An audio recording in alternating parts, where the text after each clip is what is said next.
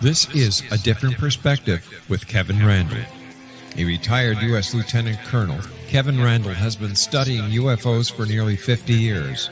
Kevin has investigated some of the most famous UFO cases in the world and has been consulted for dozens of documentaries about UFOs.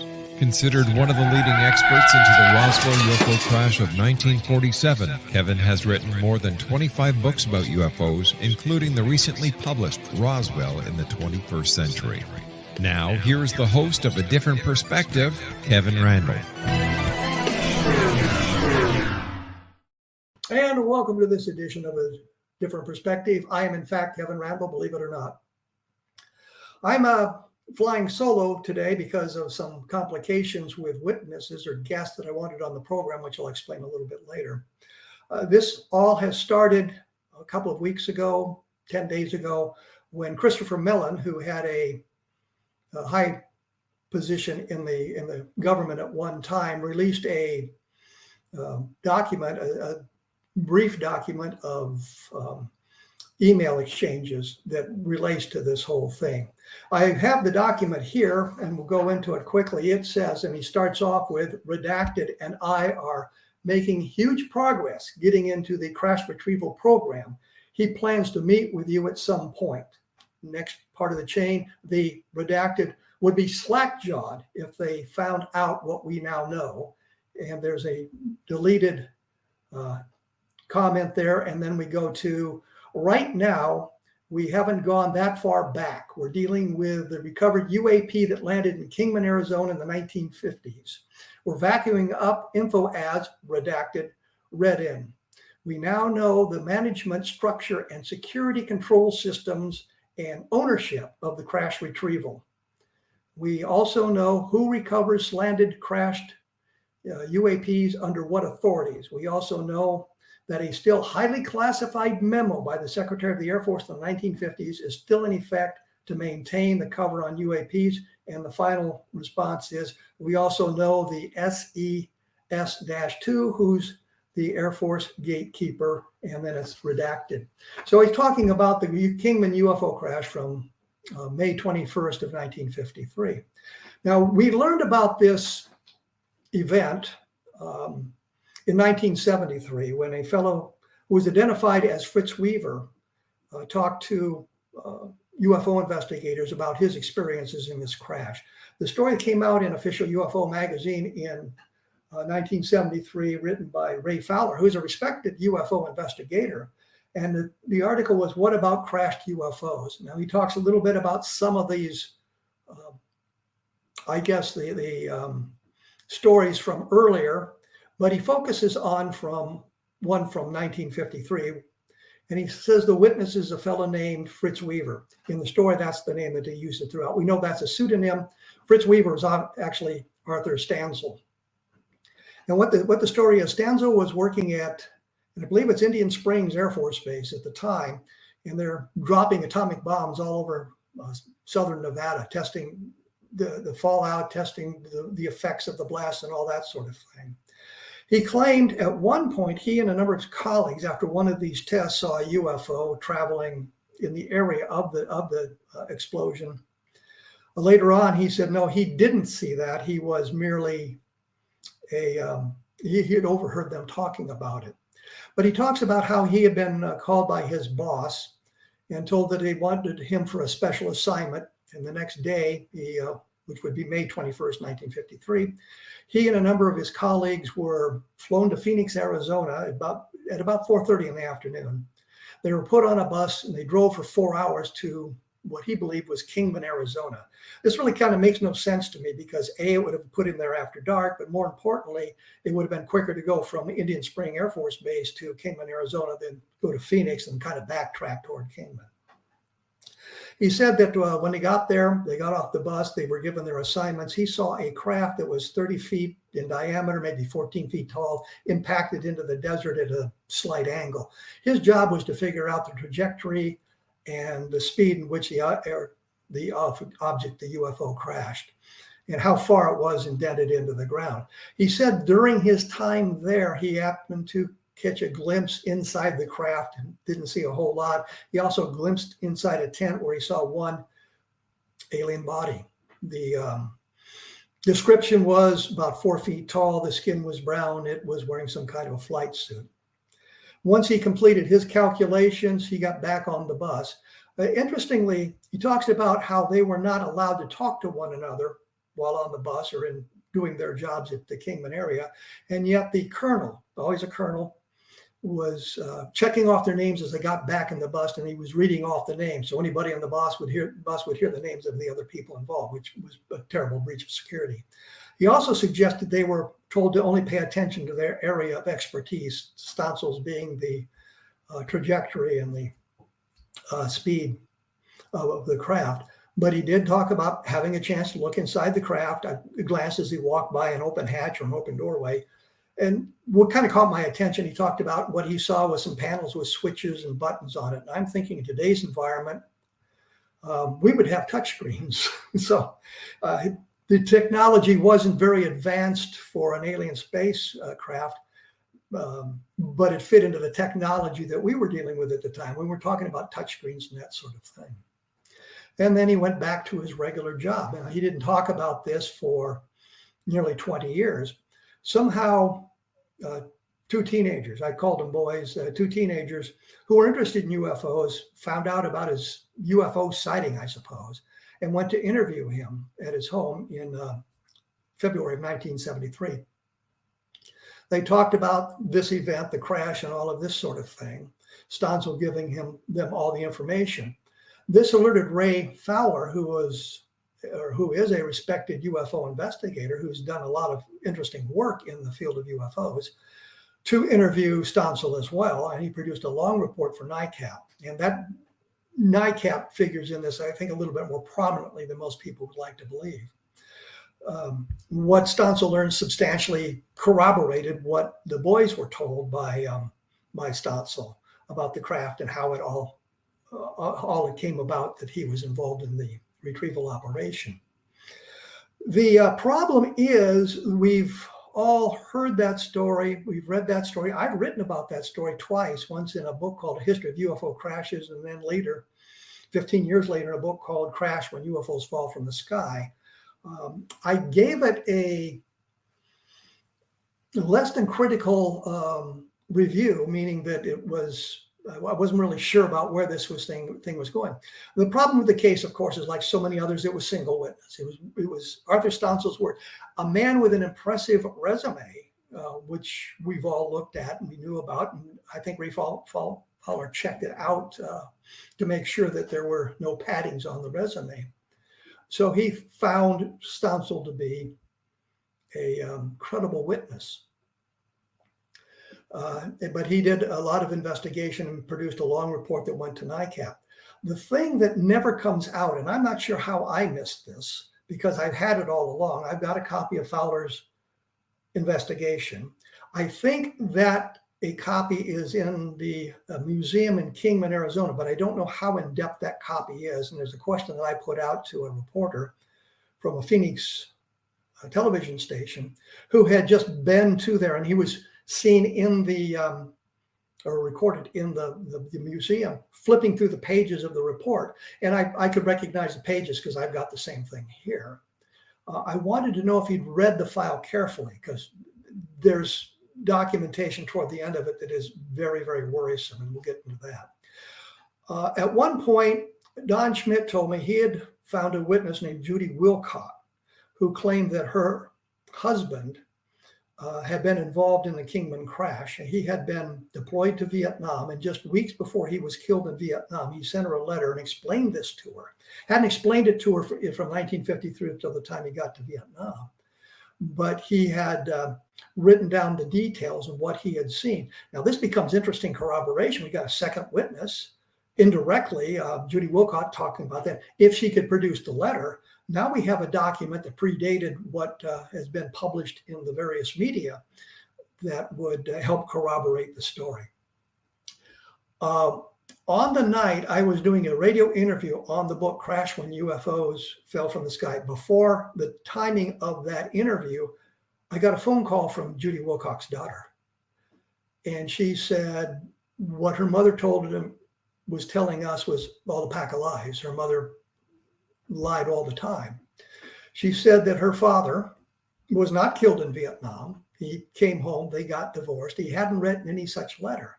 So that corroboration kind of evaporated. And yet in today's environment, I see Judy Wilcox still mentioned as a source of credible information, even though that information about Judy Wilcox appears on my blog and has been there since 2010. So we're back to a single witness on the story.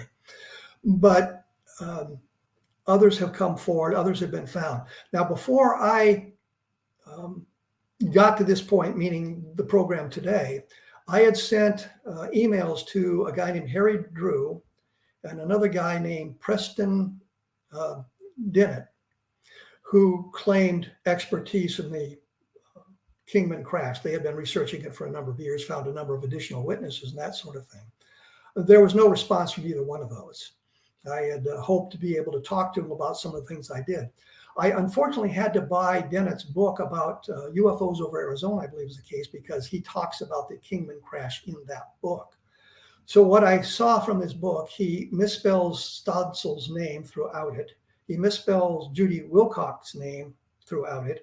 He seems unaware that her story has been discredited and talks about 3 either landings or crashes in the Kingman area in the space of a few weeks, which makes me wonder about the credibility of his sources.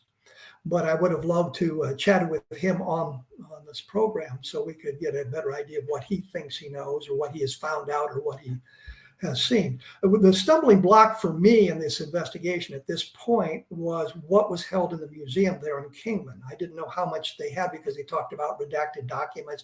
They talked about having a display there. They talked about this sort of thing. I think I know what's going on there. That most of the documentation is newspaper articles.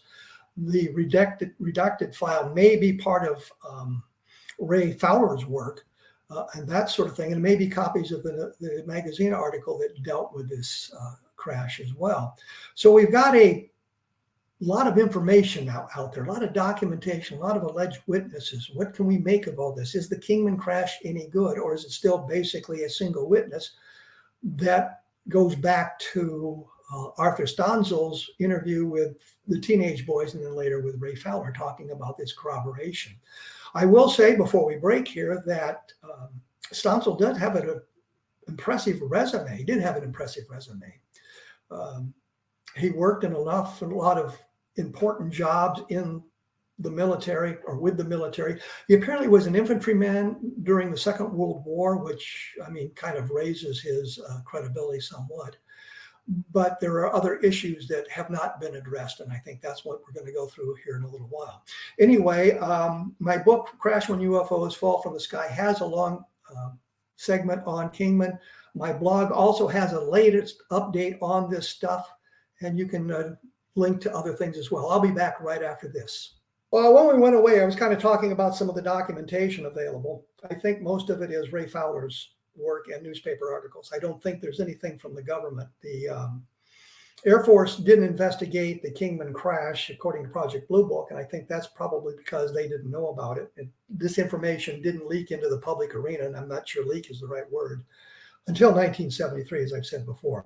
And before we go much further, I want to thank David Rudiak, Rob Zwiatek, Ryan Wood for their assistance in helping assemble some of this information, and that assembly continues as we're looking for more information. Dave Rudiak has just scoured several newspapers from the era trying to find any references to the Kingman crash and came up with some bizarre information about a National Guard being out there and the fighting a fire, and came across some of this and guys being badly burned or actually killed in the fire, and the sheriff following an ambulance into Kingman and the ambulance disappears, and all kinds of weirdness that may or may not be related to the Kingman crash. I don't think it is, because I think that stuff, if I remember correctly from what Rudiak had sent me, was from 1950 as opposed to 1953. So anyway, we have a story now with a single witness named Arthur Stanzel. We're looking at the credibility story. There were an awful lot of crash retrieval stories. I should point that out. In Crash When UFOs Fall from the Sky, I think I have 118 of them. Ryan Wood just updated his book on UFO crashes, MJ12 type thing. And he has quite a few in there. I noticed in the book, and he didn't answer my question, I sent him an email about it, but I noticed in the first edition of, I think it's about MJ12, it's Magic something, I think, but it deals with UFO crashes. He gave the Kingman a higher credibility rating than he gave it in the newest edition, and I found that interesting. I wondered why he had devalued that information. I think it's probably a hoax, but that's just kind of my opinion. Maybe shooting myself in the foot by suggesting it's a hoax at this point in the discussion. Anyway, Stansel was interviewed by Ray Fowler. And later on, Stansel said that when he was drinking, he tended to make up stories. That was his thing, I guess. And Ray asked Jeff Young and Paul Cheatham, the teenagers who interviewed him first, about that claim, and they said no, he wasn't drinking when they were interviewing him. But Stansel insisted he had four martinis during the discussion, and that was maybe the inspiration for some of his story.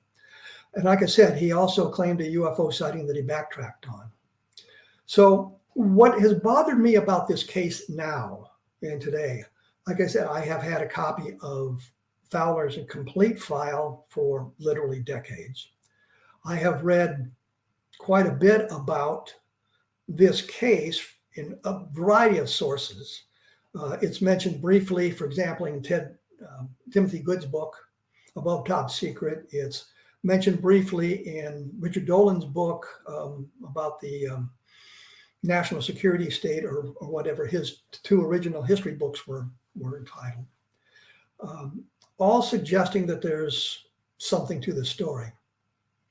There's one other thing that is a bit worrisome. One of the people has suggested this crash was really at Paradise Valley, Arizona, and that came from, I think, 1948, when the man who wrote Behind the Flying Saucers, whose name escapes me at the moment, can't help that, wrote about 3 UFO crashes in the desert Southwest, one of them would be in Paradise Valley. But if it's 1948, then it couldn't really reflect a Kingman. Frank Scully was the guy who wrote Behind the Flying Saucers. But it really doesn't corroborate this sort of thing because it's too early. So we got some problems. We got to figure that out. I think that Paradise Valley really doesn't figure in this. I think that's a mistake that some of the later reporters on the case have misconstrued, is the best way of putting it. I don't think it was intentional. I think they just misconstrued it. Anyway, as I said, I've got the whole of Fowler's report. Now, when I wrote my books, I read the descriptions that Stansel had give about the craft and how he got there and that sort of thing. And I mentioned the Judy Wolcott story and that sort of thing. I also mentioned that Len Stringfield, in one of his, actually in a couple of his status reports on UFO crashes, mentions the Kingman story and says he's got 2 additional witnesses to this, but we don't know who they are. One of them he gives us the initials, and the other one he really doesn't identify. So we don't know who they are. We can't get in touch with them to see what they now know. I will say that I am positive that Len Stringfield would report accurately what they told him, which is not necessarily the truth, but Len was not making anything up. Len was very careful on that sort of thing. So we have that sort of thing going on. I finally looked at the entire file as this latest explosion of information on Kingman came about. And there's a section about contact with UFOs. So Stansel is now telling Young and Cheatham in the second part of their interview about how he has been in contact with alien creatures, that he has been using astral projection to project himself to alien worlds, and in one case onto an alien spacecraft where he was able to interact with the beings on board this craft. And he learned that that was some kind of a prison ship, and they had been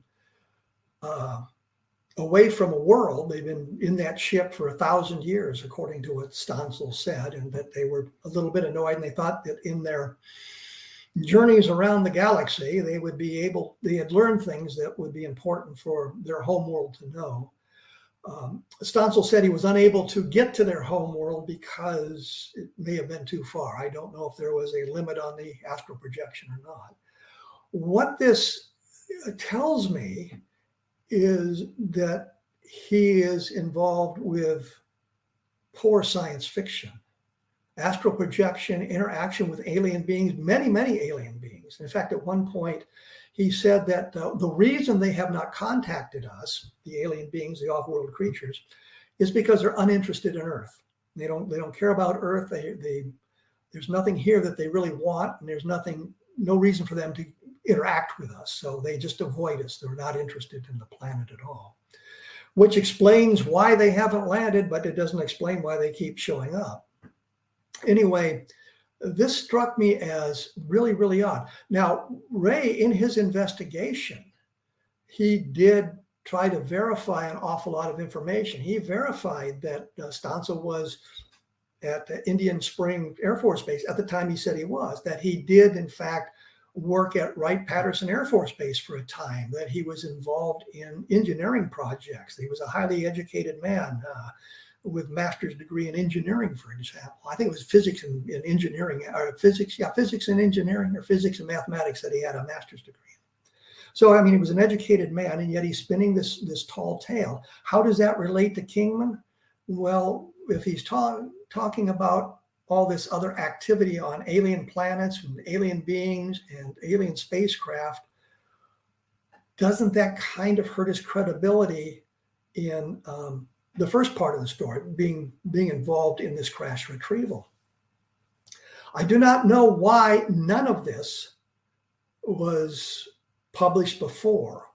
I didn't publish. If I had read the entire file carefully, I would have published that stuff in Crash When UFOs Fall from the Sky.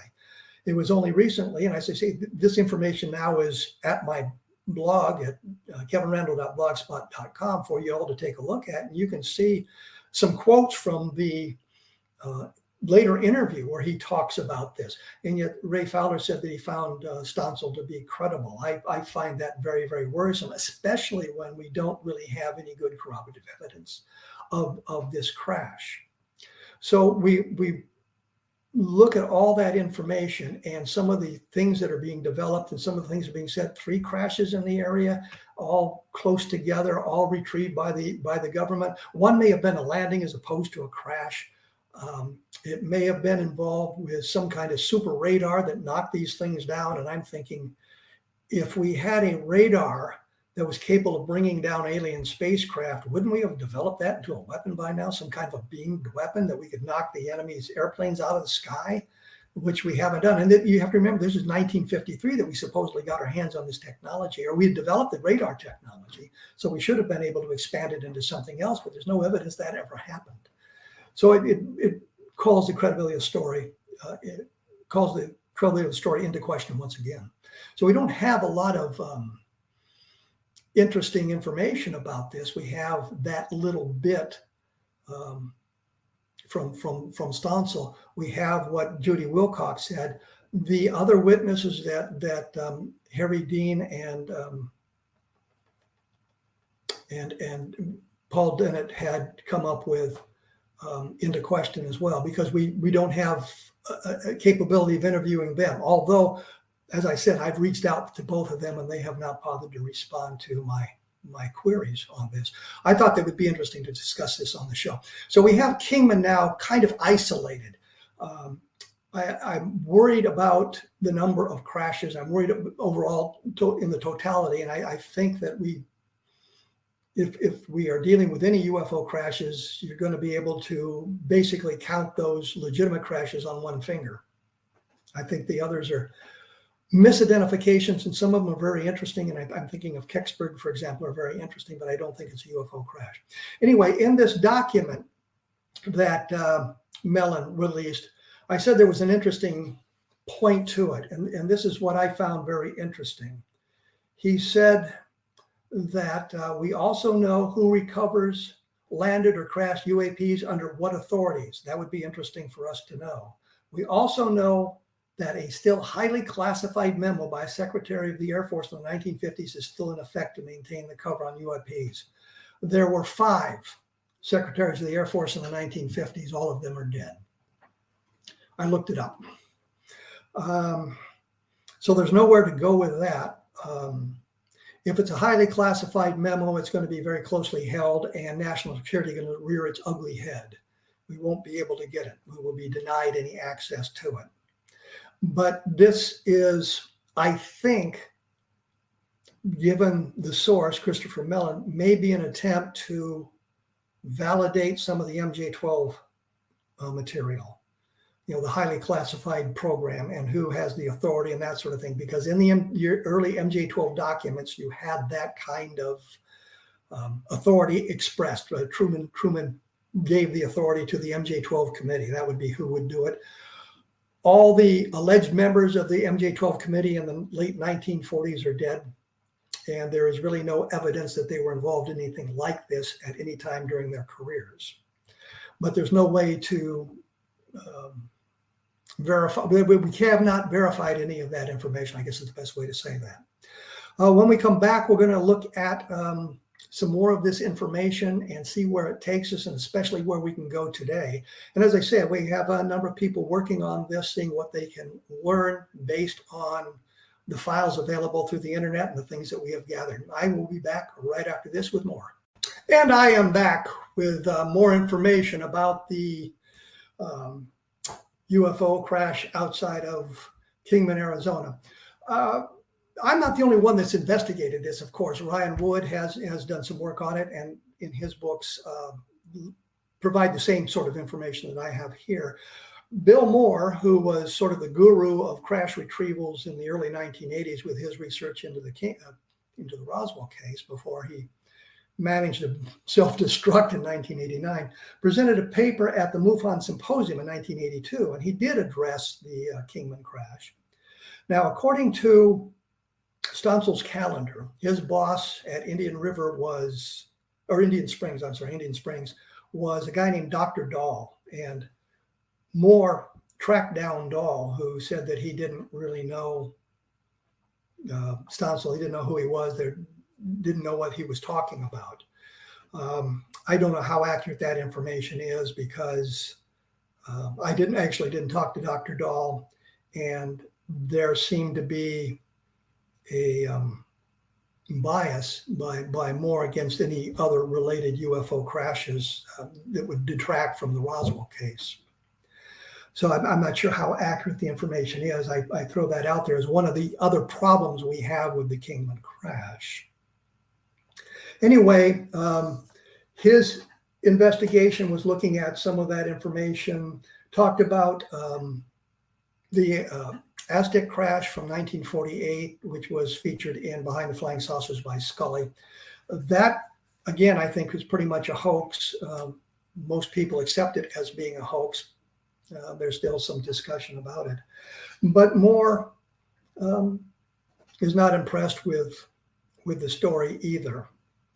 So we have, at this point, we have now new people coming in, starting in the 1990s, Harry Dean and Preston Dennett coming and talking about it.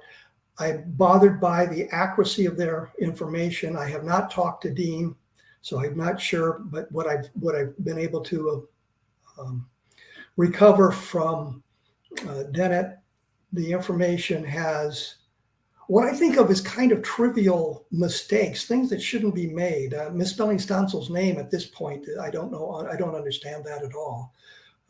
You can find the correct spelling a number of places. And he knows that Stansel had died, I think, in 2005, 2006. I, on my blog, actually have a picture of his grave marker. So that kind of worries me about all of this sort of thing. So we're looking at Kingman in that respect. At this point, the only new information we have is the Mellon email that provides us with absolutely nothing other than the fact it mentions Kingman, Arizona. Going off on a tangent, when I had produced a possible list of the crash retrievals that David Grush was talking about when he mentioned there were 12 crash retrievals starting with Italy in 1933, and he mentioned the Roswell case, but he didn't mention any of the others. I put together what I thought might be the other 10 crashes based on more or less the information available about those in the public arena and how widespread that information was. One of those I touched on was the Kingman crash. Now, my understanding is that Grush was at Skinwalker Ranch, and I think I mentioned that in the past. That's what my understanding is, and that would have put him into touch with some of these same people that Mellon would be in touch with, and he may have actually talked to Mellon and heard what Mellon had to say and knew what he had to say about the Kingman crash, which does not bode well for Grush's information at all. So we're still working that angle of it. And it kind of, like I said, it reflects on Grush's credibility. I don't think Grush was lying about anything he said. I think he was repeating what he had been told by others or might have overheard in discussions that others were having about this sort of thing. That memo doesn't really tell us much of anything. There's really nothing there. And we've gone down those rabbit holes more than one time chasing this sort of thing. Because we have a little bit of information and it sounds good in the beginning, and when we get to the end of the bottom of the hole, we find that there's really nothing to it. So kind of a review is we learn about these crash in 1973 when Fowler publishes his article. We don't hear a lot about it other than what Fowler had reported. There has been some discussion about it. We have others coming in to investigate it, and they're absolutely convinced at it. One of the things that was said, and David Rudiak pointed this out, was that the area around Kingman during World War II was a training base. I think it was a Army Air Force's training base. So there were things that you would have found out in the deserts around Kingman. One of the things they claimed they did find in their search for the UFO crash site was an old Army field kitchen. I don't know what an Army field kitchen would have been left out there for, but they found those remains and kind of related it to the investigation in 1953. It may have been out there much longer than that. We just don't know. So here's where we kind of stand on this sort of thing. We have the new memo. We have an awful lot of information that kind of blows up. Arthur Stanzel seems to be a storyteller. I'm impressed with his credentials. I'm impressed with his military service. I believe that I read somewhere that he had actually been a participant in the Normandy invasion in the Second World War, which is quite impressive in and of itself. His educational credentials, his authoring of scientific papers, his jobs are quite impressive. Very, very talented, very educated man. And yet we have this UFO story, which, of course, in the 1970s, when it came out, there was great skepticism in the UFO community, because at that point, we really weren't discussing crashed UFO stories. We had been sidetracked, turned off by the Aztec crash and the investigation around that and how that all came to fruition. So we were a little bit annoyed about that, and we didn't want to have much to do with it. UFO crashes. It turned around in 1978 with the appearance of Jesse Marcel and the investigations by Stan Friedman and Len Springfield into what Jesse Marcel said, and the body of evidence we were able to establish based on talking to other people who were assigned at the base in 1947 at Roswell. We could talk to those people. We could see documentation from the government and newspaper articles. We don't have that from Kingman. We have Ray Fowler's report, as far as I know. There are other newspaper clippings and other reports, but none of it from 1953. We don't have anything from 1953, which would be the real benefit there. So we're stuck with this story. And as I say, we're continuing the investigation into the case. We're learning a great deal about it. I fear that where we're going to end up is the place where we've ended up in a number of cases, and that is it's basically single witness. The crash on the plains of San Augustine, for example, in 1947, we talk about all the witnesses who have come forward since then. But if you follow the chain of evidence, it all comes from Barney Barnett. We have a single source. Everything grows from what he has said. I fear that's where we are on this case. We have a single source, Arthur Stanzel, who kind of shoots his own credibility in the foot with his story of the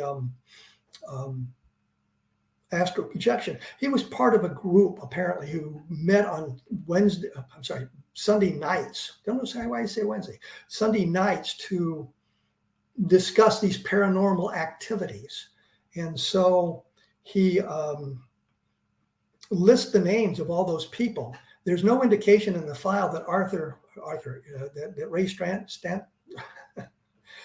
I've lost the train here. Sorry, folks. There's no evidence that Ray Fowler followed that train of evidence to talk to those people to see, yes, we did have these meetings. We did participate in these paranormal researches. They were all available or all able to do some kind of contact with paranormal phenomena and that sort of thing. Stanzel said that he was the best at the astral projection and he was doing these far things. There's no evidence that Ray followed up on that, and I think that would be an important point to do, because if that group existed, then that helps the credibility of Arthur Stanzel. But if they didn't exist, it was part of the whole story, or these people didn't meet every Sunday night to study paranormal phenomenon, then that kind of undercuts the credibility. So I guess where we are is we are now looking to gather more information about this case.